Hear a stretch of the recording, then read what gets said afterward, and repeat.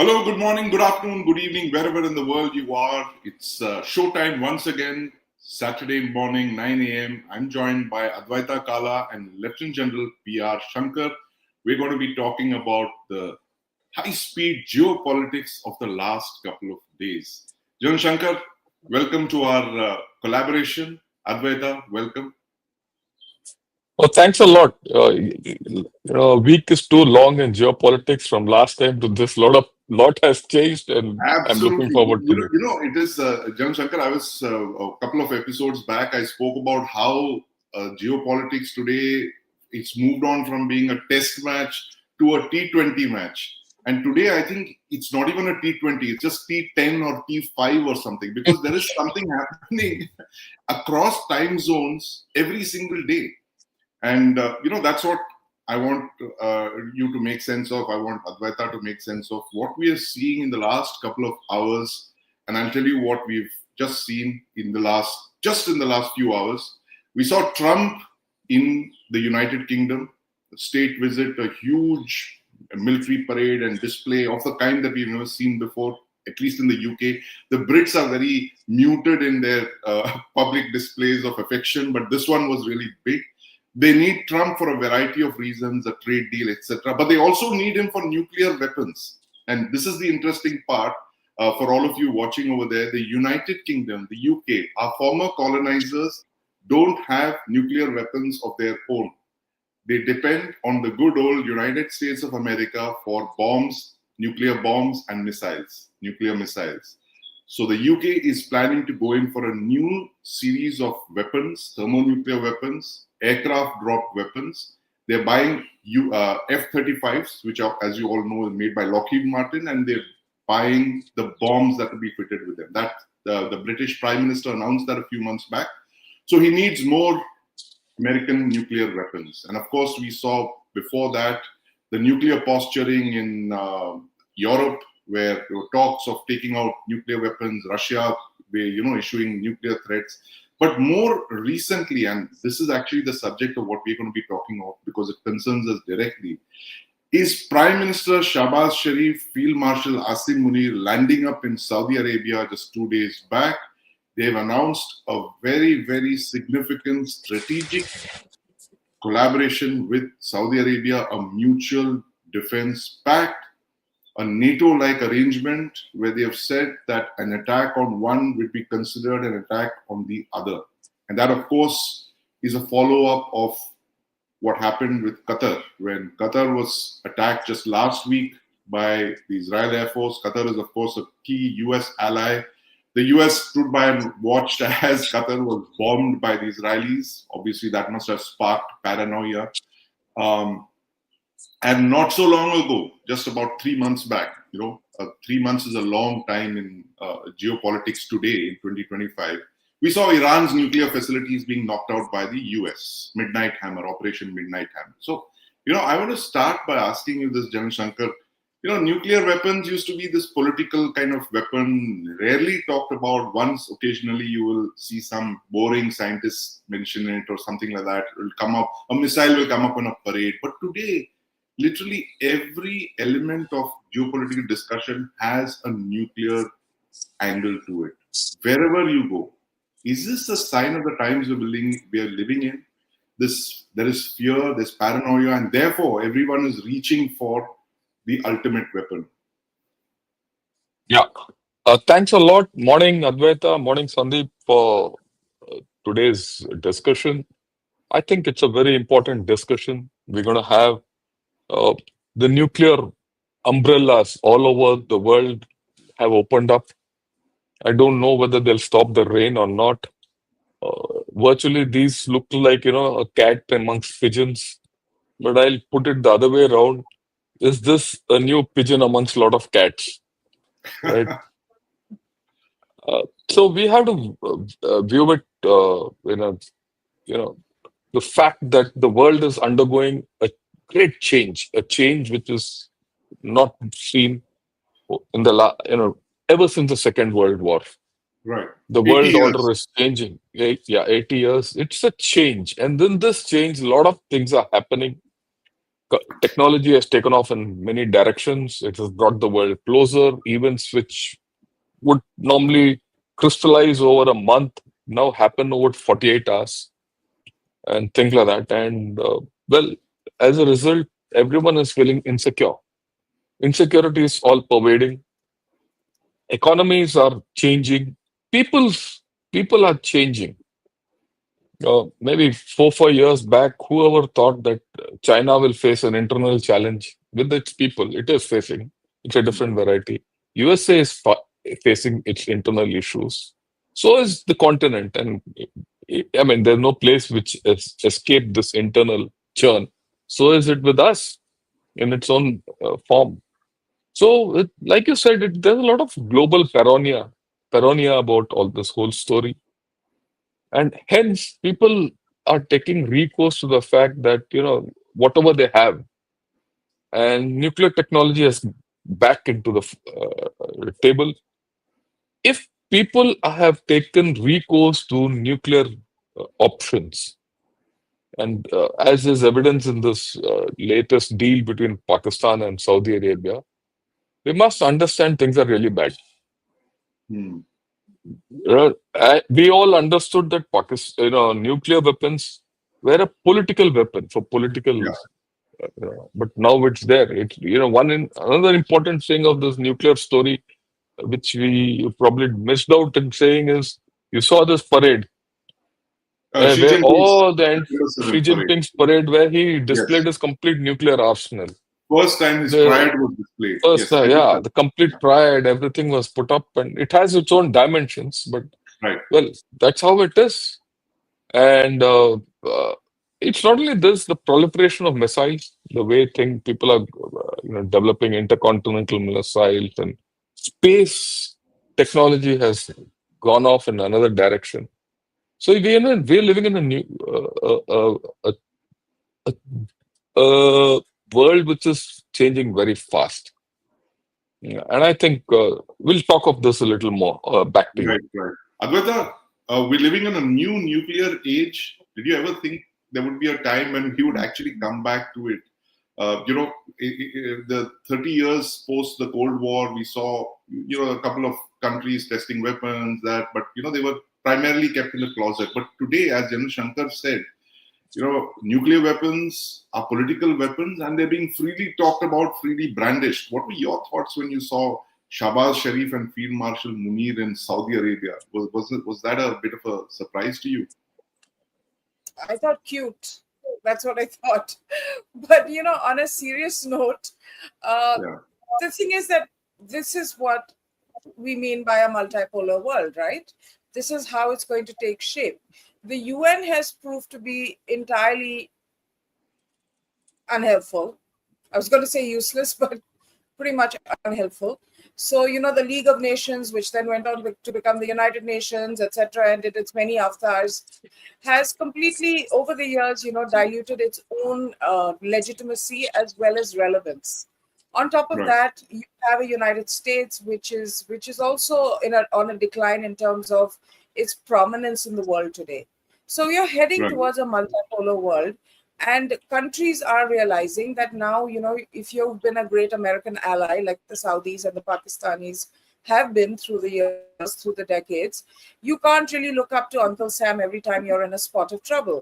And I think what happened in Qatar, in Doha, would have been a real wake-up call for them, because if tomorrow Iran wanted to lob something at the Saudis, because remember, Iran and Saudi Arabia are not friends at all. In fact, they Yes. view each other as an existential threat. So it's really that Right. bad. We don't think about it too much. But really, for Saudi, I think seeing that Doha situation must have made them realize that, look, if the Americans didn't get involved with Israel and Iran and were kind of on the back foot and were saying, oh, we'll do something, it was mostly talk, then we need to figure out our own defense strategies, which are relevant to our particular situation, and especially with an Iran which is very restive right now. Iran is Right. deeply wounded and bruised. It's Yes. lost its top lieutenants. It's feeling isolated. It's feeling targeted. So it's very likely, that Iran will try something or is not is prone to reacting very aggressively at the slightest provocation. Right. Absolutely. No, Viewing no. that, I think Saudi Arabia, yeah, it needed to have this sort of nuclear umbrella in the case it got into any kind of skirmish with Iran. And I think we have to view it through that lens. I know it's natural when Pakistan comes into the equation, we think about Pakistan and what that has to do with us. And there's an aspect of that as well, which we can get through to later. But I think primarily the Iran question and the US not really jumping in quite the way it promises to jump in for its so-called allies. Right, absolutely. Very important points there, Advaita. The fact that the U.S. unpredictability and its unreliability, rather, as a ally, has forced many countries to chart their own course, and that is where countries like Pakistan with their rental nukes come in. And Jan Shankar, you've also been part of our strategic program.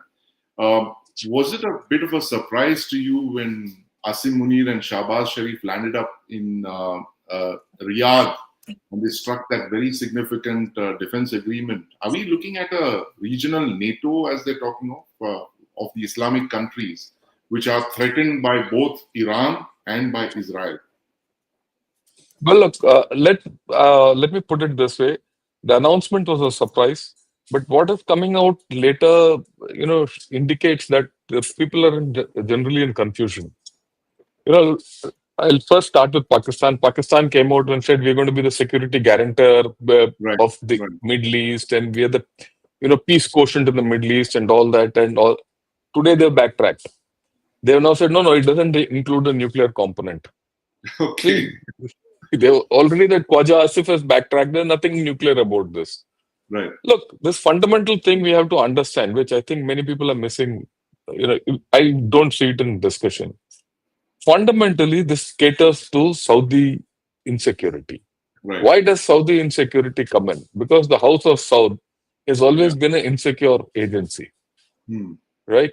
If they have to continue with their royal ways, they need security. So far, USA was guaranteeing them that security. Right. If USA did stand up to Qatar, they won't tomorrow stand up to anyone else also. So the Saudis or anyone. And it also has a domino effect on UAE. We have not come to that. That's the next thing. So they're worried. Plus the fact that Saudis have been at war with Yemen over a decade now, and they've put everything they have against the Houthis and the Yemenis. Nothing has happened. They've only been getting hit.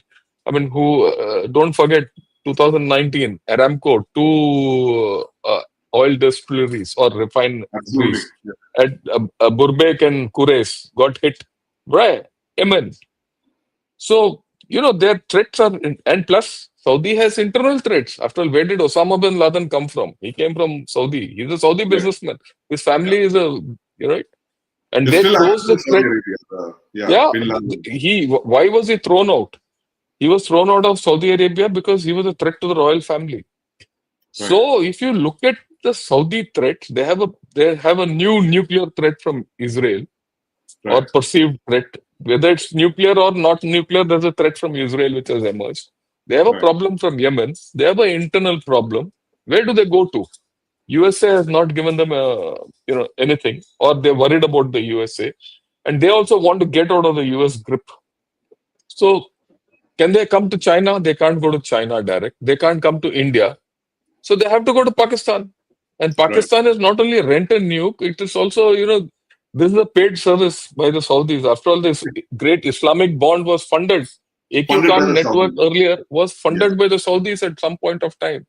So they have priority rights over the Pakistani nukes and Pakistani. And don't forget, this chap Rahil Sharif, who was the chief, has been head of that multinational force, which is guarding the Saudi royal palace for the past 8 years.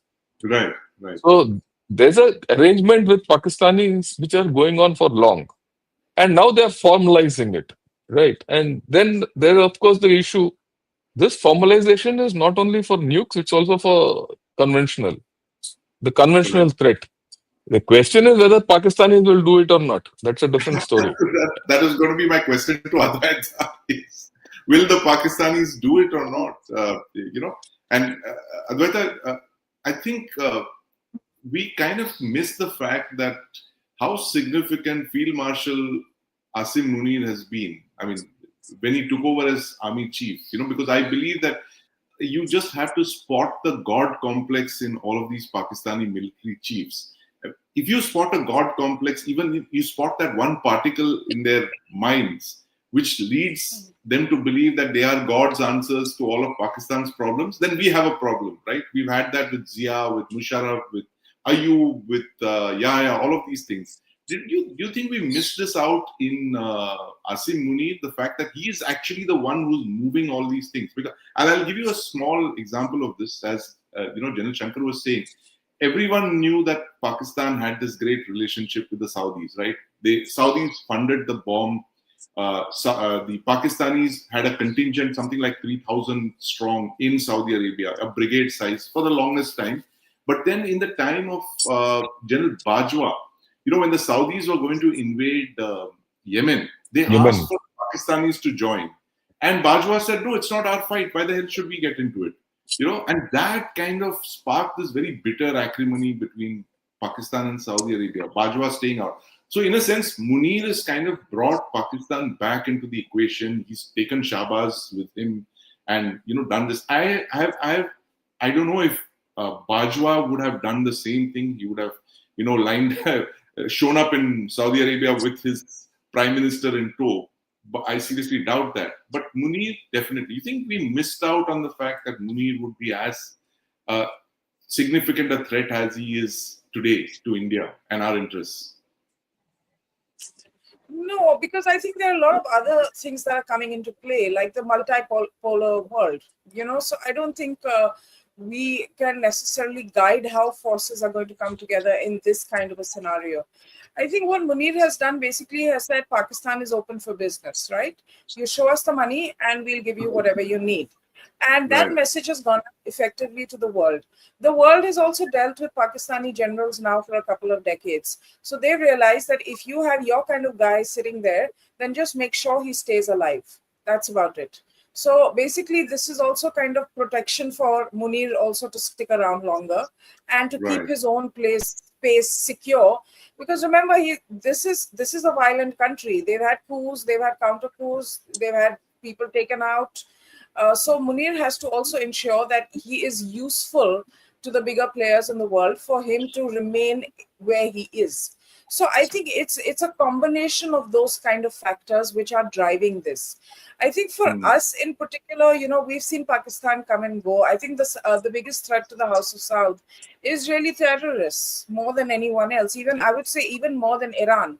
Their own radicalized people have been most effective in permeating this sort of House of Saud has this impervious presence in the kingdom.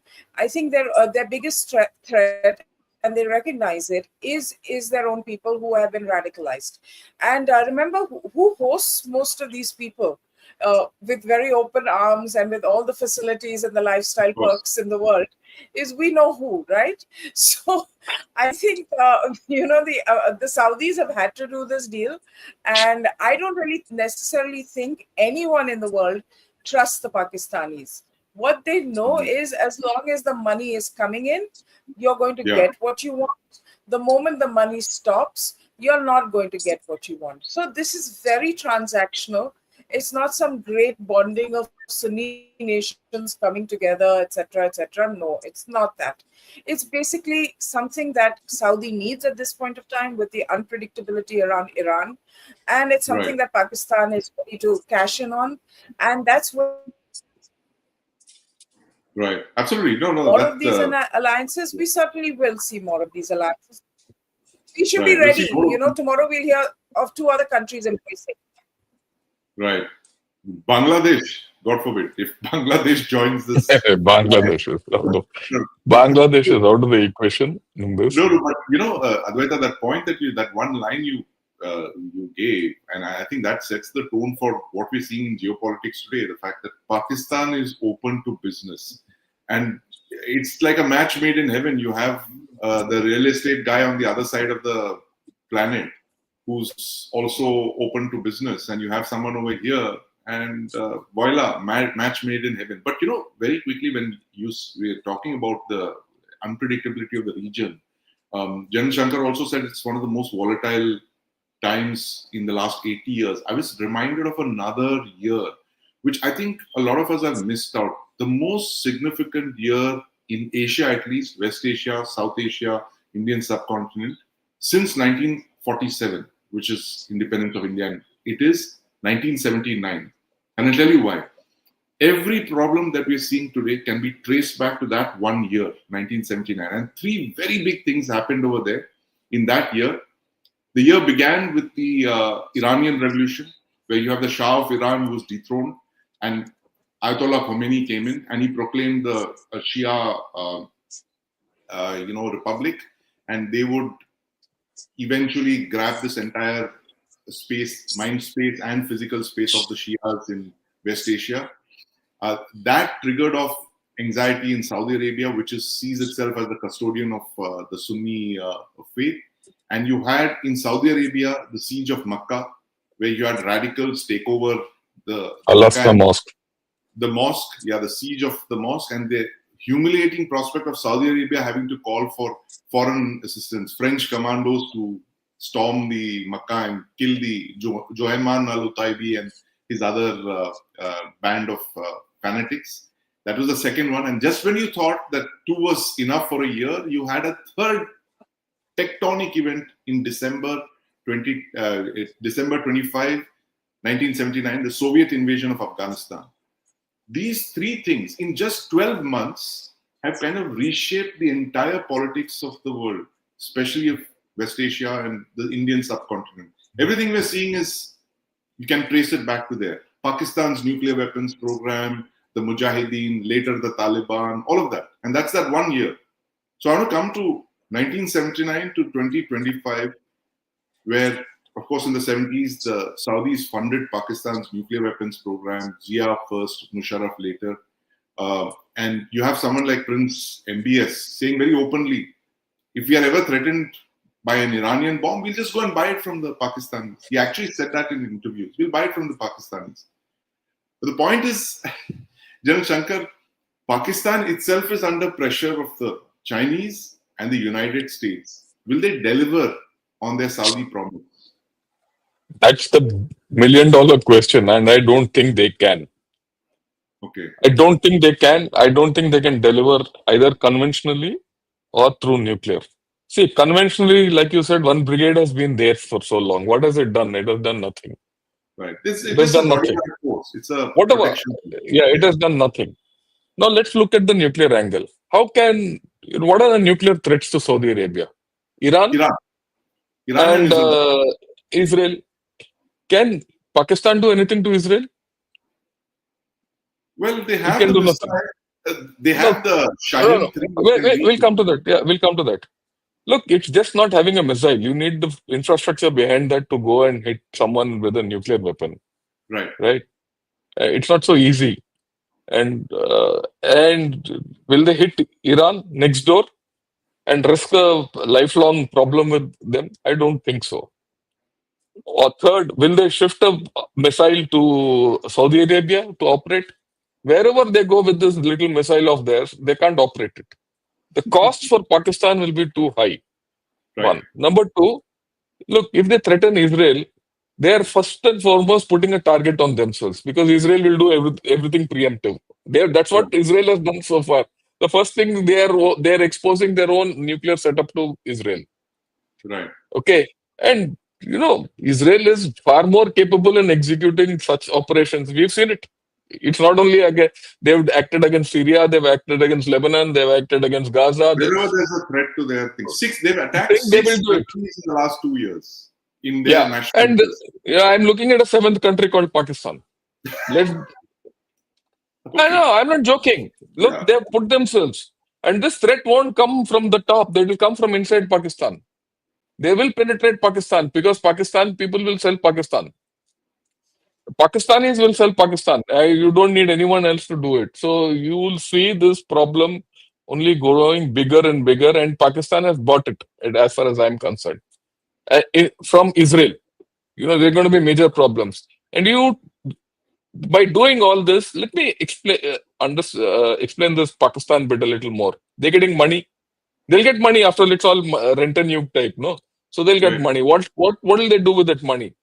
You look at the Chinese press. You look at the Mandarin press. They're gaga. They're very happy. Why? Now we'll sell weapons to Pakistan, and and those weapons will go into Saudi Arabia, or influence into Saudi Arabia will increase. This is their Right. way they're thinking. This is what the Chinese are thinking. Yeah, this is the way Chinese are thinking. So, okay, the other way of thinking is the US. This whole story could have been triggered by the US, on the quiet. Right. Saudi pay Pakistan, Pakistan pays US, and they get weapons. Either way, you're going to see a tussle between China and US. So who will get squeezed in between? Pakistan.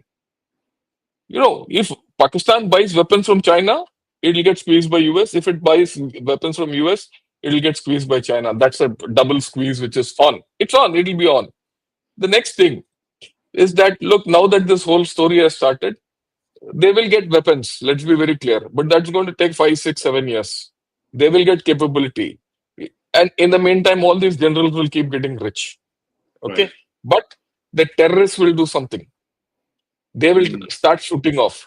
Now, those chaps are uncontrolled. Now, if they are uncontrolled, they are likely to do something. Where will they do this something against India? So, in case India reacts, and India should react, India should be prepared for this. After all, Op Sindoor is still on. So, if they get a tap on the beak, then where does it leave Pakistan? This whole thing might get aborted before it starts. Remember, Pakistan at this point of time is vulnerable. So far, they have not been able to put Rahim Yar Khan base on track. They have not been able to, replace all those air defense systems which have been knocked off. Okay, and they, what all happened in Noor Khan Air Base and all that. Yes. So this is not going to be in a hurry. Okay, so Pakistan has got itself into a knot. Now we don't know whether it's going to be conventional or unconventional. Already they've started backtracking and flipping. So they've got, notwithstanding the hype and the hoopla saying, oh, we're going to be the new big player. That's why I said there's a pigeon amongst the cats, and that pigeon is Pakistan. Okay, so that's that part of the story. We should be very clear as to how to deal with Pakistan. I think it's time for us to start talking of an operational link up with Israel. So far, our link with Israel was strategic. Now we should start looking at it operationally. And the moment you do this operational setup, things will start, falling in place automatically. We also need to be understanding, and this is a very important thing, that we are dealing with this field marshal who's got a one-point agenda: how to get against India, and he will do anything for it. He's going to Saudi Arabia is not news. After all, he became a Hafiz. Islamic studies. Where did he do it? In Saudi Arabia. So he's got deep links there. He's peddling his story with Saudi Arabia. He's already peddled his story with USA. And he is facilitating USA to enter this area into Central Asia against China. So he's already playing one against the other. He's also been to China, and he must be peddling them to, I'll give you a way into, the Middle East. Because virtually today, China has been kicked out of Middle East. Yes. Right? It's got no say. So he'll say, I will give you a route back into Middle East. And in case he's holding the Chinese to ransom with the CPEC. So he's playing a multiple game. We have to understand. After all, he's again going back to meet Trump. I don't know how Trump will meet him now. He's going with Shahbaz Sharif. He will be there. Whether they'll have lunch together again or not is to be seen. And this is going to happen in a few days. So we need to be very focused on these 2-3 things. This fellow is up to something, and his something is not short term, it's long term. So how do you defang that as an issue? And how do you deal with a short term threat which will come out of these jihadis? After all, you heard that Ilyas Kashmiri, whoever the joker was, ranting and raving about everything just about 2 days back, right? That the complicity of the Pakistani establishment and the terrorists came out in his speech, and very, So there are two, three layers of problems which we have to start facing very squarely. Right. I look at it this way from a security perspective, and what we have to do, we have to get our P's and Q's right so that we are responsive to whatever Pakistan tries. I would put China in a slightly lower pedestal today in terms of threat because Right. China has its own issues. We can discuss that separately. So this is my take. How we handle it, we can discuss a little later. Absolutely. No, this is fascinating. You've given us so much to unpack here, Jan Shankar. And that one line jumped out at me that Pakistan is actually the pigeon among cats. Cats. The fact is that it's made all these deals with all these people, with all the cats, and it's very soon that those cats will come for their pound of flesh, and then the pigeon is going to be in trouble. But while the pigeon is playing it, and I think Advaita, why General Shankar is calling Pakistan the pigeon is that he believes that, and there's a lot of research into what he says. The fact that Pakistan's nuclear bluff was called out during Op Sindoor. And in that one bombing, and this is for the benefit of our viewers, General Shankar has analyzed it. I shall put it out once again.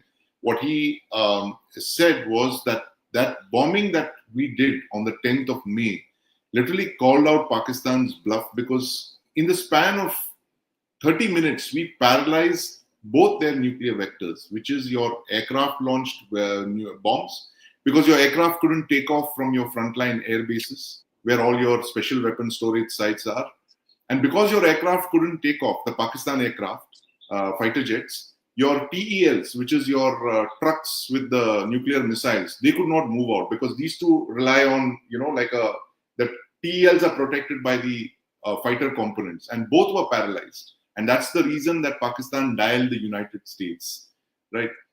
Because they feared that there would be a bigger wave of attacks that India would, and we would have unleashed a bigger wave, and that there's no question about it. I think this government is kind of very, very focused on that. But Advaita, this is something that I have maintained in all my TV commentaries and my writings, that after 1998, what we saw with Sindoor in 2025, I think it's one of the biggest quantum shifts in Indian politics, where in 1998 you had Prime Minister Vajpayee who tested weapons despite global pressure. The Americans, he knew the Americans would come down like a ton of bricks on us, and which they did with sanctions and all that. But when it came to Pakistan, he kind of developed, let's say, cold feet, right? General Shankar's colleagues, General Shankar himself, they were all part of Parakram, where he didn't cross the line with Pakistan because he was worried about the nuclear blackmail that they had, successfully put out. But in 2025, I think Prime Minister Modi has shown that nuclear blackmail is not going to work with him, right? Now, looking at what General Shankar just said, the fact is that we have to be more wary of Pakistan and its 3D chess moves, what they're doing very, very quickly, moving here, moving there, selling to the US, selling to Saudi. What do you think the government should be doing right now? I really don't think Pakistan is playing 3D chessboard. I'm going to reiterate what I said. I think they're open for business. Okay. Right. If tomorrow India says, yes, we open our borders, let's do business, they'll trying to embrace Modi also. So it's not like, they're a country that's on the verge of bankruptcy. The only thing it really has is its nuclear weapons. And, right. I don't want to get into conspiracy theorist territory, but are they really their nuclear weapons? Or are they somebody else's assets in that Noor Khan base, which were hit by India and which has maybe rattled the country whose assets they probably were, and a country that has very good relationships with Saudi as well as Pakistan, and could probably be putting both of them together, and has an increasingly restive population, domestic population, that is saying that we don't want to engage in any wars outside of our borders. We don't want to be so involved. And that's the base. That's Trump's base. I may as well name the country. That's Trump's base. And they're saying we don't want to get into any wars anywhere in the world. We don't care. It's America first. So, Right. this is not what we need to do. So Trump, domestic politics wise, cannot really get too involved in other people's issues. Now, if you have someone like a good friend like a Saudi Arabia, also that you have more eyes on the deck, because Right. that's what you need with a country like Right. Pakistan.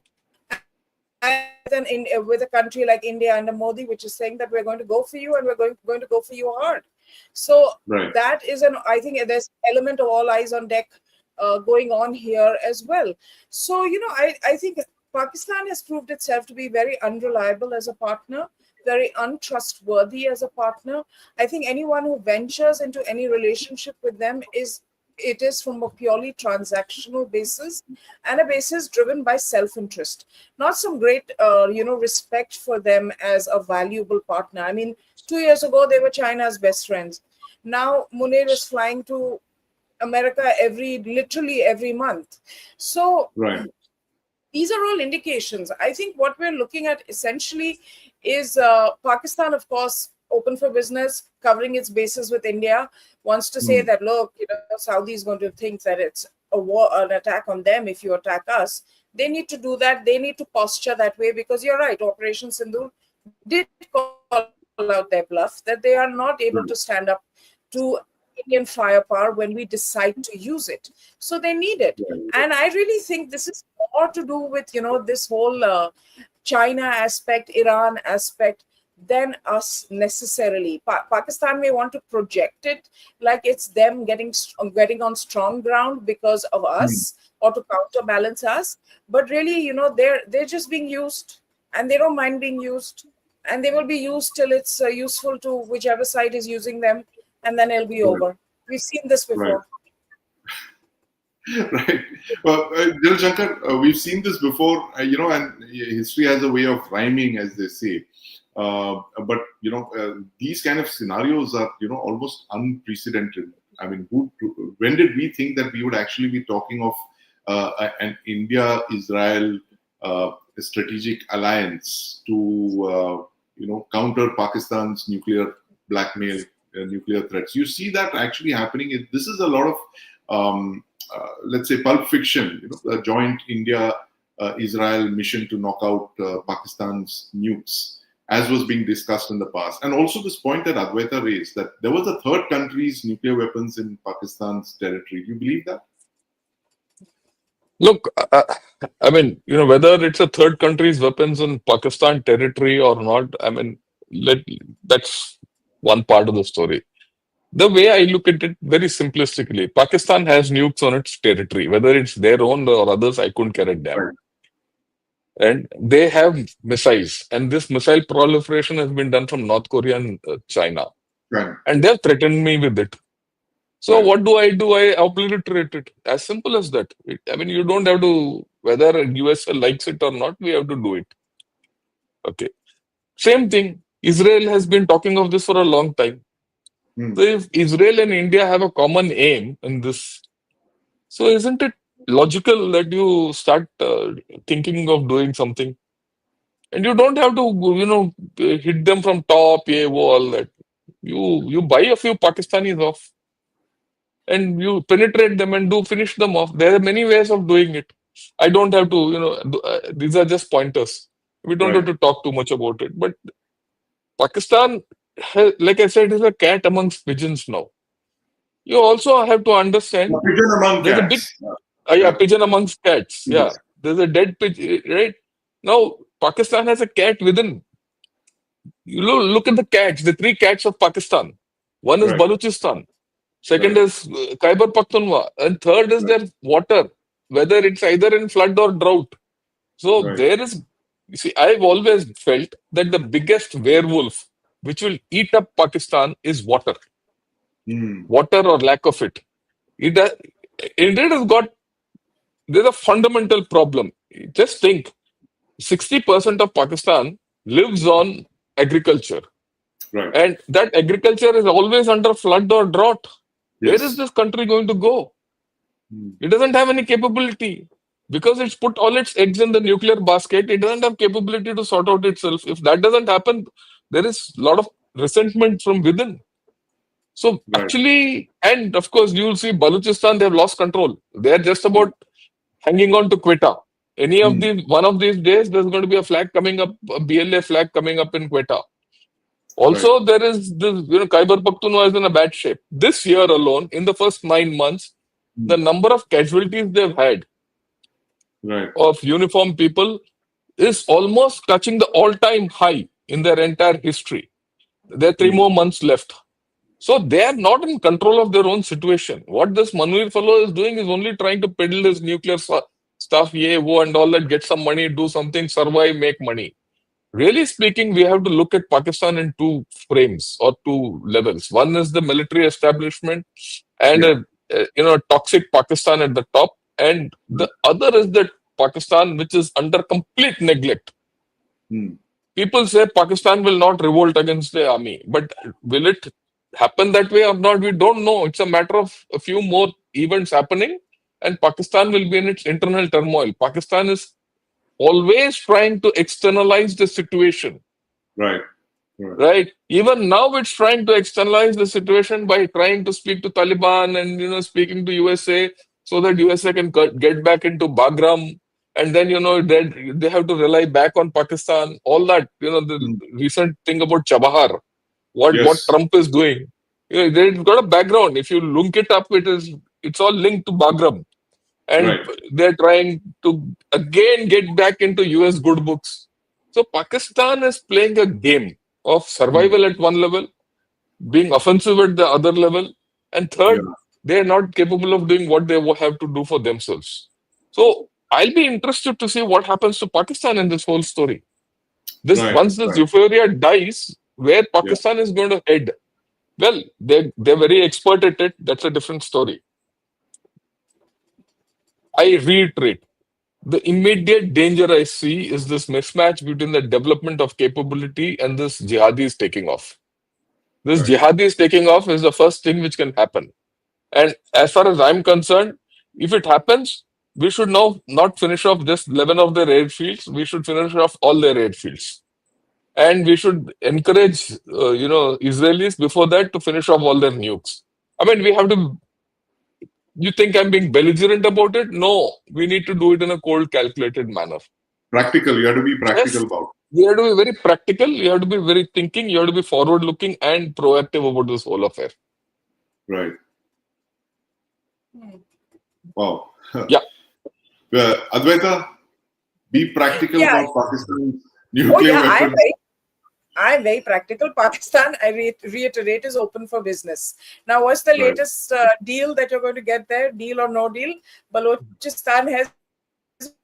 Now there's going to be an open bidding amongst the global nations to bid for the rare earth reserves in Balochistan, and Pakistan has already put it out into the global world.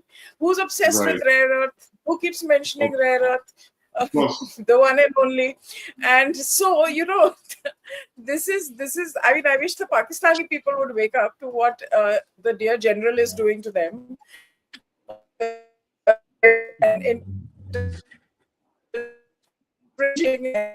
I think, am I still there? Sorry. From what is above the ground to what is below the ground. Yeah. So they're basically being sold completely. They're not popular. They don't get along with their neighbors. They don't get along with Iran. They don't get along with India. They don't get along with Afghanistan. They're surrounded by three sides. China is becoming increasingly suspicious of them. So who are their friends in their own neighborhood?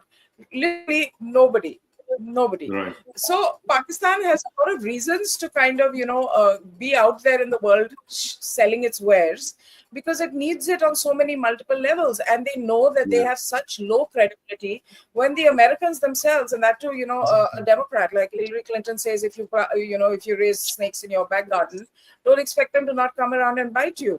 So when on public platforms, when they have been spoken of this way, when China is now getting a dose of their double dealing and their double game playing, they don't have a lot of credibility. All they can offer is transaction. And guess who loves transaction? Again, Trump. Trump is not an emotional guy. Trump is not looking to be best friends with Pakistan and plant the seeds of civilizational bonds and all of that. No. Trump is saying, what can I get out of you? Show me Yeah, your wares. I'll that's decide if right. it's worth money, and that's where I come in. And this is very transactional. It's going to last as long as it needs to last. And yes, Munir has an advantage with the Saudi deal, because then to his increasingly radical population, he can say that the Arabs and Saudi Arabia, the home of Islam, the cradle of Islam, is bonding with us, is getting closer to us. Right, So that's the right. only thing he can sell to them in terms of keeping the populace or the public happy, and Hmm. their eyes away from the kind of looting that is going on under their nose.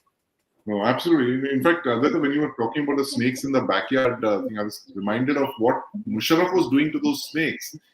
He was selling those snakes to the United States, and this is something that he admitted in his autobiography, where he said that why was Pakistan not getting enough money for the terrorists that it was selling to the United States? Its own people, by the way, they were selling all these terrorists who had bounties, U.S. multi-million-dollar bounties. They were selling them to the United States and claiming the bounties for those things, like a bounty hunter kind of thing from the spaghetti westerns of the 1960s. But I thought we have a lot of interesting Pradeep, questions here. just Yes, Sandeep, one just quick yes, thing. I think the Balochistan thing, the rare earths, is strategic also, because the moment you have the Americans buy into the rare earths, they're going to put their forces, they're going to put their arms out there. right, So right. this is also meant to target like the BLA and cut them to size, because they have been wholly unsuccessful in being able to take them on. But absolutely, and that kind of having foreign troops, having American troops and bases on Pakistan soil kind of protects them to some extent from retaliation from India as well. Though I'm not sure that would be very big on. No, I don't. No, I don't think Americans will put their boots on ground. And Right. Trump is not the kind who will put boots on ground. I mean, one shouldn't be this thing. But He'll to, use but to Pakistanis. He'll use He'll But use to, Pakistan. but to Pakistanis. protect, if they get into rare earth exploration there to protect their assets, they'll do it.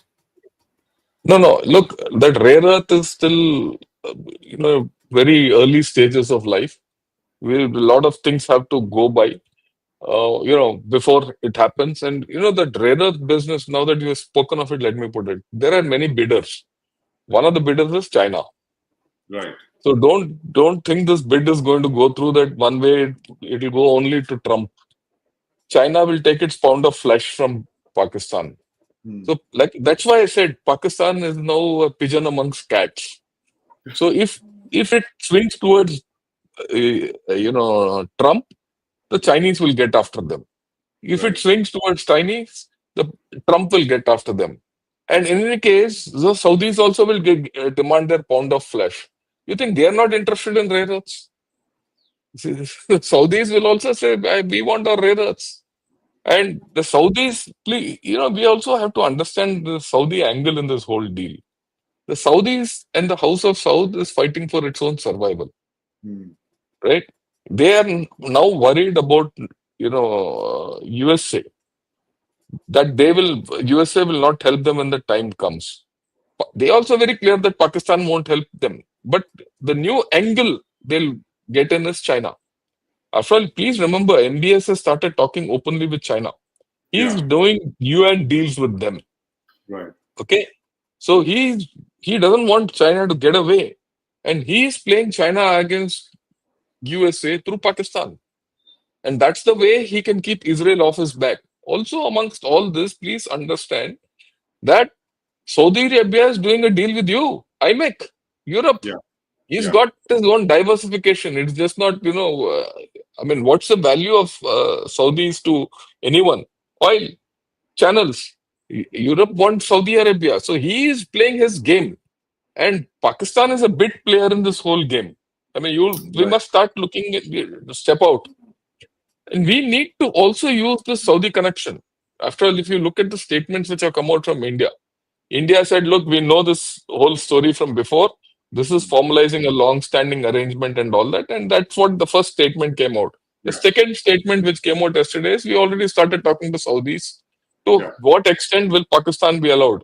Remember, this is actually, in a way, that's why I said Pakistan has now become the, pigeon among the cats. One of the cats is India. You're going to go to Saudis and tell them, look, do you want IMEC and all your investments in India, or you want Pakistan? Right. And that talk must be already on. And for all you know, Saudis would have spoken to India and USA before doing this. Right. Don't leave it. Look, the stakes are too much for Saudis also. Yeah. They have to diversify away from oil. That's what they're trying to do. Hmm. Unless this IMEC goes through, and it goes through Haifa, and eventually you'll see the year two where you're talking of rare earths in Balochistan and all. That might not come through, because that might not come through in Trump's term. If it doesn't come through in Trump's term, end of story. Right. Right? So, but for Saudis, this IMEC going through is important. And for that, they have to make good with Israel, because Haifa is the port onto Piraeus. The Yeah. EU is coming strong. And EU is now not hands off USA. The fact that EU is coming to India to do a deal, and they want that FTA to be done by, you say, in the next 1-2 months, and by January they want an India EU summit, is very significant. It actually has opened up the global game. Hmm. Look, this is something which I've spoken earlier. I'll reiterate it here. Which are the 4 main economic blocks in the world today? The economic powers, as I term them. One is, of course, USA. The second is EU. EU as a whole equals USA. Third is China. The fourth is India. And the fifth is Japan. Right. These are the 5 big economic powers. Japan is virtually neutral. It doesn't know which way to play. EU and India get together. China and USA are left out of the global economic game. And that's what is happening. And that is what, if you see the European Council talks, I'm not talking about Ursula von der Leyen, because she's from the European Commission. The EU Council is the main council. Alberto Costa, he's had a talk with Prime Minister Modi already. And they are very keen that this IMEC goes through. And IMEC will go through. And thanks to France needs it, Italy needs it, Germany needs it. Right? These are the big economies. So, and Saudi Arabia is part of that. And you think Saudi Arabia will miss out on that for Pakistan? It will not. So there are a lot of constraints which are put on Pakistan, and there's no free run for minerals in Pakistan. I mean, the minerals are just there. They've been there for many years. The talk is about Ricodic and Sandak, right? Now, Sandak is the new mine. Ricodic is the old one. They're not making profit out of that. That's with the Chinese. Right. So things are not simple. And in this whole story of Ricodic, Sandak and all, the Canadians also come in. So there are huge angles in this. So I don't think Trump is in any position to start putting troops here. Right, absolutely. No, but that's very interesting what you said. Wheels within wheels, and there's so much going on right now. It's very hard for us to even comprehend. But I think we just open it up to questions, Jan Shankar. There are lots of questions. The first one, of course, is Before you take on these questions, I want to put across one thing. I'm very glad that people from Pakistan, there are 2 or 3 guys from Pakistan coming and trolling us. I would, don't remove them, because they are our advertisement. I must thank every chap from Pakistan who's seeing this show. You must see it, and you must know what kind of fools you are being made of by Mr. Hafiz, Field Marshal Hafiz. Okay, and don't be under any wrong thing that you guys are going to give security guarantee to Middle East kingdoms and all that. You are just gatekeepers. Paid gatekeepers, or security guards. Or in modern terms, you are security executives. But that's about all. So this is my message to Pakistanis. Now we can take on questions. Shriti Kothari, thank you. Sandeep sir, Advaita ma'am, you both are awesome. Of course, we know that, Advaita. General sir is a legend. Yes, we know that as well. Why did Saudi Arabia not approach China, superpower China, for the nuclear umbrella, I'm guessing, assuming they wanted a hedge against the United States? Jan Shankar, why didn't Saudi... They can't approach China directly, because, China is actually a weak power. What has come out in the Iran-Israel war? China had a base in Djibouti. They had all the naval power there, but yet they didn't do anything. So the confidence of China being able to do anything directly has gone. And the stakes are Yes. too high for MBS to go to China and Xi Jinping and say, come and deploy your nukes here. Right. So the Right. only option they have is Pakistan, who they have an equation for so long. So this is just an,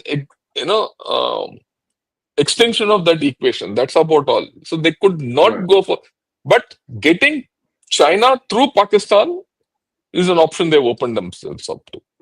Right. Absolutely. Next question from Vijay, who says that now the Arab countries, he says basically the Arab countries will blockade India if India has a war against Pakistan. That's always been the fear, hasn't it?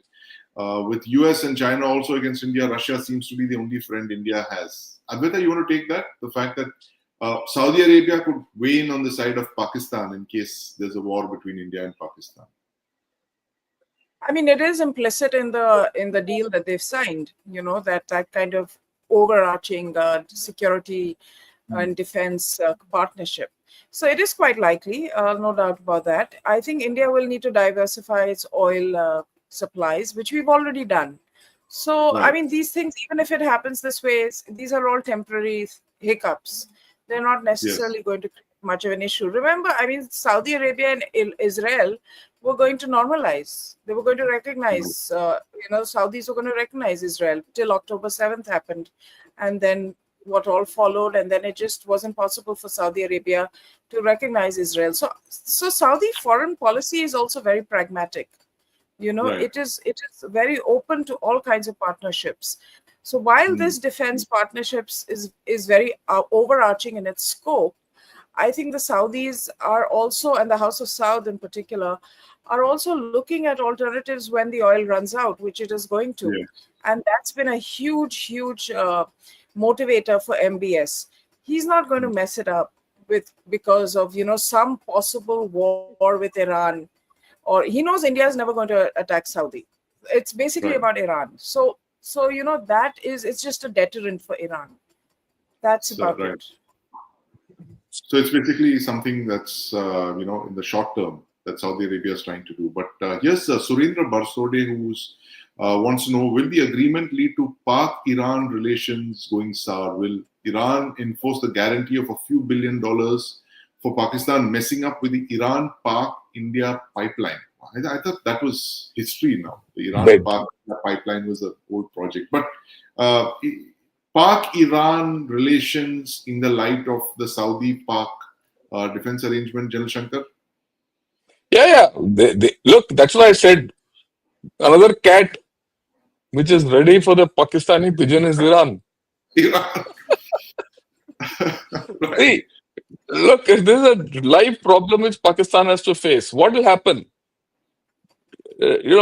Tomorrow, Saudi, because of all this, some attack will take place in Saudi from Yemen.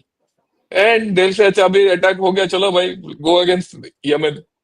When they go against Yemen, whom are they going against? They're going against Iran. So there are problems. Pakistan is I pity the way Pakistanis have got. You see, देखो, Bikari hai. What else can a Bikari do? He'll go for arms to someone. कि भैया पैसे दे दो, book दे, कुछ तो दे दो. Right. So वो दे रहा है. Saudi says, okay, I'll give you money, but do my bidding. Yeah. See, you have to, if you view it simplistically, that's it. Yeah, please. Yeah. And there was another Crescent Alliance building, remember? The non-Arab Muslim states with Erdogan as the sort of head of that. वो भी है Turkey वाले. So Pakistan was getting really pally with Turkey, Malaysia, and now suddenly, you're off to Saudi. So this is really a lot of fun. It's a lot of fun. But actually, the point she's making is very important, which we missed out. You see, Pakistan has entered the West Asian politics or the Middle East politics, call what you want.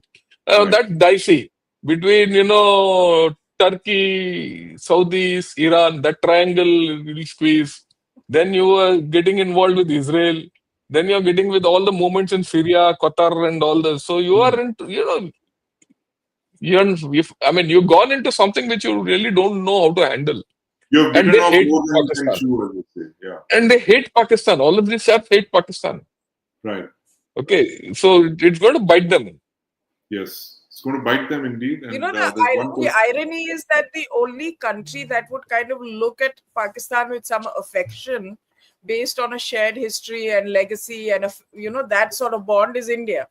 Other than that, Right. the rest of the world really doesn't view them as anything more than what use they can be of them to them. Yes, absolutely. Rohan, this question is, of course, being answered. I mean, during the discussion.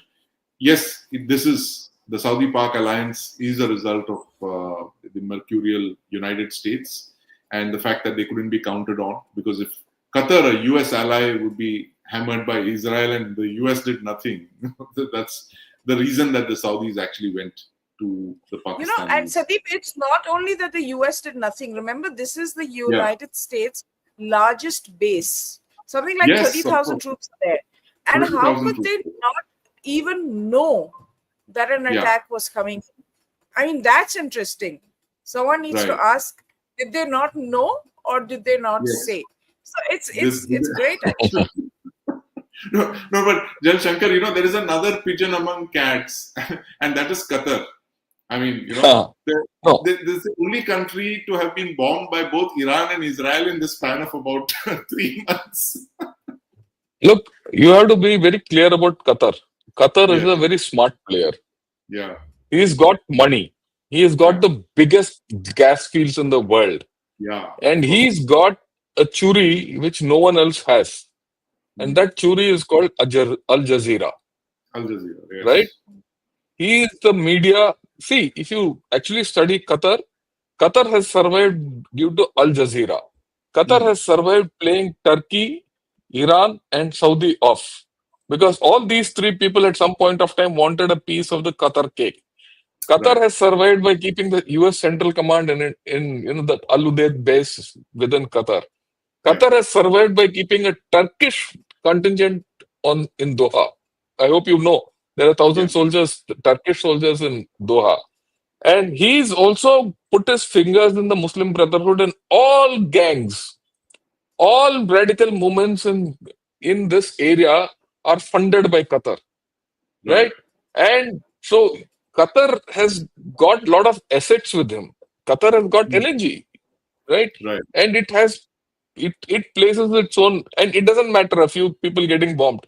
And he doesn't mind, even Hamas chaps getting bombed. Right. If in all this, have you seen Qatar even demonstrating or remonstrating against Israel? We have all discussed, no?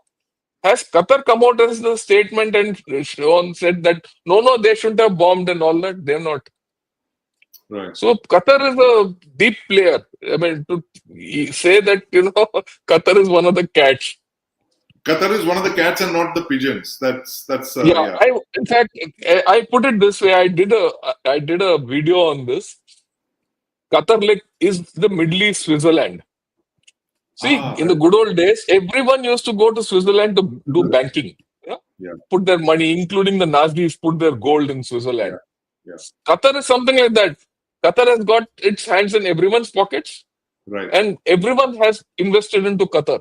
See, look at our equation with Qatar, India, Qatar. Because we are dependent on them for LNG, NAFTA, everything. Okay? So you have good equations with them. Now they're investing with you. You have good equations with them. Remember the 7 naval officers who were supposed to be executed and all that? All that is what? With Qatar. So Qatar is a strange animal. You have to understand that when you deal with Qatar, it's the Switzerland of the Middle East. Switzerland of the Middle East, in fact. And this is a question from Vijay. Pakistan has applied to be a member of BRICS. Advaita, you want to take this? What if Pakistan joins BRICS? Because Saudi is already there, China is there, Iran as well. What does that mean for India? I don't know. I mean, I'm not too familiar with the BRICS situation, what India's declared position has been on Pakistan joining in. Maybe General can take this question because I'm not that familiar. No, this won't happen because we have already once ensured that we don't allow Pakistan in. And the founding members of BRICS, that is, Brazil, Russia, China, and India, and South Africa. we have some kind of a veto, not a full veto, but we have a say as a founding member of BRICS and a very important member of BRICS. We have a say, and we've kept Pakistan out, Yeah. and we've kept, we've admitted a lot of other countries in lieu of Pakistan at China's Right. behest. So I don't like Algeria and Ethiopia and all. We said, okay, China wanted those in. We said we'll allow them in, not Pakistan. Right. And if we have to allow Pakistan, all we have to tell BRICS is sorry, we're not here, Right. and China will backtrack.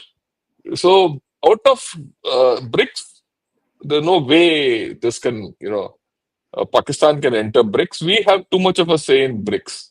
That's the Yeah. fundamental thing. And China and Russia, and more importantly, Russia will not allow you to go out of BRICS. If you go out of BRICS, BRICS collapses, and Right. Russia collapses on that front. So I don't think that's feasible. Right. I'd like one question to be taken by Thought Provocator. It's in blue. It's in a Okay. start question. Just Thought take that. provoking. It's a very nice comment. Yeah. Okay. Blue. It's a start question. It's a start. It's actually a comment. It's a comment from Thought Provocator. Yes. Thought Provocator. Katora. Is this Yeah, he says it is Pakistan's nuclear and not the nuclear umbrella. no, umbrella. It's a very Yeah, that's visual what he says. Okay. So I think that's a very important thing, which is this thing. Yeah, now you can go ahead with Yeah. thing. Yeah. So it's the Katora which becomes a umbrella or vice versa. Umbrella. So I mean, the one big question that a lot of our viewers seem to be asking is we are discussing H-bombs, HBs, but there's the H-1B question that everyone wants to know, that Trump has just signed an executive order for the $100,000 for a H-1B visa. I mean, that's very, very significant. Pramod Sinha's question. Trump signed an order to increase the H-1B fees to $100,000 per year. I mean, that's a lot of money. Yeah. Trump turning the screws on India? No, I don't think so. I mean, Advaita, you can take it on. Otherwise, I'll answer it. No, I don't think so at all. I agree with General. I mean, think about it. If you had a thriving industry in India and people from abroad came in and took those jobs, say Bangladeshis, for example. I mean, that's already happening, by the way. But if it was happening in an organized fashion and it was skilled jobs, and there were people coming in and taking those jobs from your people, how would you react to it? So I think you have to look at it from the Americans' perspective, and the fact that these companies are getting so-called cheaper labor from abroad, because when they hire Americans, there's certain pay scales, there's certain rights, guarantees. They're citizens. Americans are very aggressive on their amendments, First Amendment, Fifth Amendment, all of those things. So there are a lot of factors, and of course skill sets, which make for companies inclined to hire from outside. And I wouldn't just say India, but from all over the world. And Trump has promised this to the American people. It was one of his promises that we're going to come down hard on this, and we're going to make sure that companies hire Americans and jobs stay in America. And this is very well timed for the midterm elections. So that section of the population who are looking for jobs will get those jobs. Remember what's happening in America right now, which has not happened in the decades that preceded, is that young people in America today, because of the debt trap they're in, cannot even afford to buy a house. So they are actually entering into a future and a lifestyle which is completely unfamiliar to them.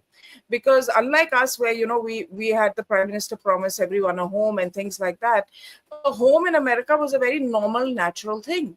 But for the first time, they have a generation entering into the workforce who can realistically never be able to own their own home, which is very shocking for them. So we have to look at these things from the perspective, if we are people who put India first and want to take decisions, and our government to take decisions that puts India first, then you have to look at what the Americans are doing and why they're thinking this way. It's not racism or any of those things people are saying. It's basically them looking out for themselves.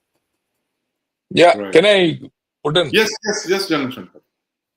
This actually affects India a lot. Right. what Trump is doing is for his elections, like what Advaita is saying. There's no doubt about it. He's trying to tell everyone, if he's going to cut down on H-1B visas, and anyone who's to, this will force all American companies to hire locals. Right. All that is fine. But there is a big caveat to this whole story. The caveat is, who can afford $100,000? $100,000 means that if tomorrow a company, let's say Microsoft, for example, or Google, let's take Google. Google hires an Indian, say at a pay scale of $100,000, which is their entry fees. Right. They have to give that another $100,000 for his H-1B visa. That means that effectively he is going to be hired at $200,000. Right. Okay. Now and in lieu, it should force Google to hire a local. If that could happen, Google would have done it in the first place. Right. It doesn't happen. That is why he's he's hiring an Indian. That's the fundamental. That's right. So what will happen now? So Google will tell, okay, you don't work in India, don't work in USA. You work in India, I'll set up an office in India. It'll actually offshore. Right. And all these big companies, Microsoft, Google and all, they've already opened up global capability centers in India. 1,900 of them are there in India. So this will only offshore jobs. It will not create jobs. Because these jobs, they can't fill. They don't have people to fill. Right. If they had people to fill, it's fine. And incidentally, the companies there are not hiring Indians at a lower rate. Right. They might hire an Indian at the lower rate initially. But the moment this Indian goes there and spends a year there, he knows what's his worth. He'll jump. He jumps, which is the normal case if you study this whole market. So he is not being hired cheaper than the local American. Right. In fact, I will put it the other way around. The American is costly. He demands more and delivers less. So he is not being hired. So what will happen is all these fellows will say, okay, we'll reduce the number of jobs or openings in USA. We'll open it in Hyderabad or Bangalore or wherever their global capability centers are.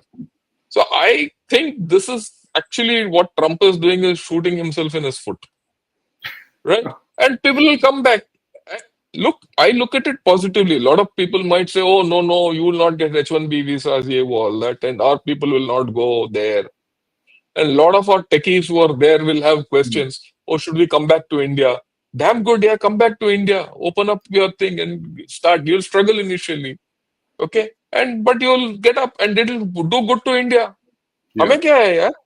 And if Microsoft wants to open up office here and hire these chaps, even at 70% of the pay, or even 50% of the pay what they're going to get here, it trumps to India. So actually the way I look at it, one way of looking at it is our chaps won't get an entry into USA. The other way of entering into it is this is the opportunity, give Microsoft, Google, all these people opportunities to expand their operations in India and get your own talent back. Once you get your own talent back into India and they have other opportunities, this talent will expand. The opportunities will expand horizontally. All your dreams of AI and all that will now start coming true. We must thank Trump for it. In fact, I would say make it $200,000. There'll be a reverse brain drain, is what you're saying. Yeah, it will happen. Yeah. It will happen. Great. So, fascinating discussion on a Saturday morning. We began with hydrogen bombs and we ended up with HBs of a different kind, H-1B visas, more, pressing concerns to India, of course, the neighborhood also, the Saudi-Pak alliance as we discussed. But there's so much going on in the world today. And this is one more reason for all of you out there to tune in to our conversations on Saturday mornings, 9 a.m.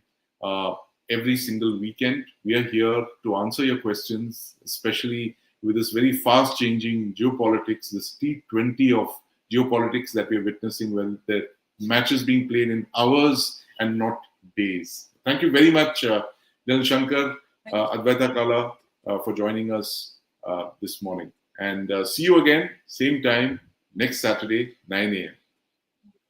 Thank you. Thank you.